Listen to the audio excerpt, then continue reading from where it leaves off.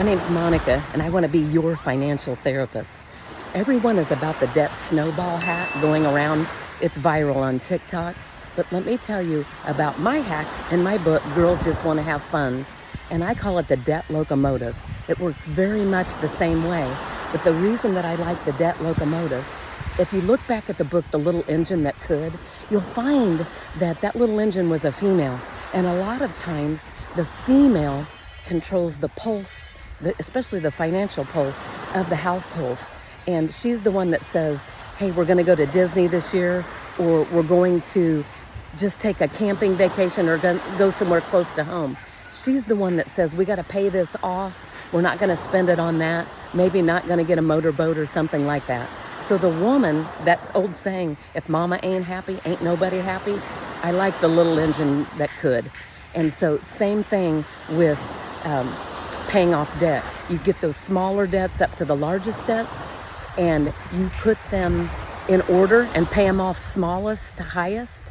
And so if you're paying $25 a month on we'll just say a debit card, and it's at certain percent interest, don't even worry about that, but you've got 180 on it. Put all your extra money on the 180, and then when you move to that next bill, you still have to pay the minimum due on every bill, but when you move to the next bill, take everything that you can that you were applying to that first bill onto the next bill. It works, and you get motivation because you see these smaller bills getting paid off, and sometimes you'll get a blessing then that pays off the larger bill. It's awesome how it works. I've seen it over and over, an unexpected bonus, a bigger tax return than I expected. It's not all about eating beans and rice forever. It's about getting this in control so you can get the invisible noose off your neck. And that's the goal that we're working for here. So I like to show you how this works. And I have a YouTube channel called Alan Money Talks. You're on it now, maybe. And it's really basically just helping younger versions of myself get their money in order. And so I thought while I was vacationing, I would do some by the ocean.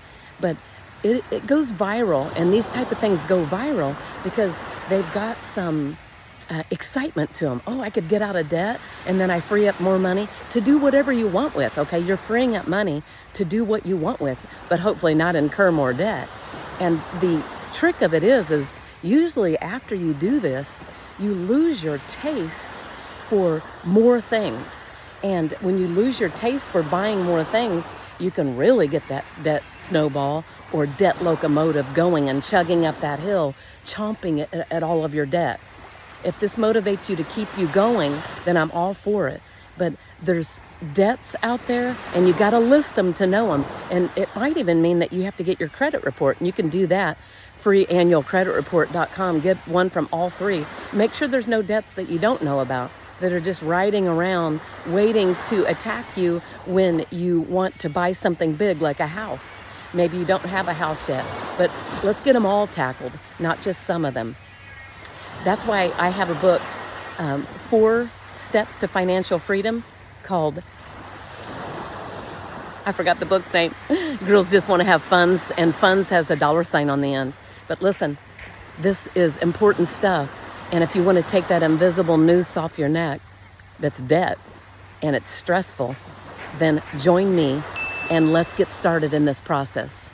I'll give you a free budget so that you can start making a budget also. Hey, in the Midwest, it's called a cuss word, but we still do it, and we still pay off our debt, and then we still vacation debt free, and I love it.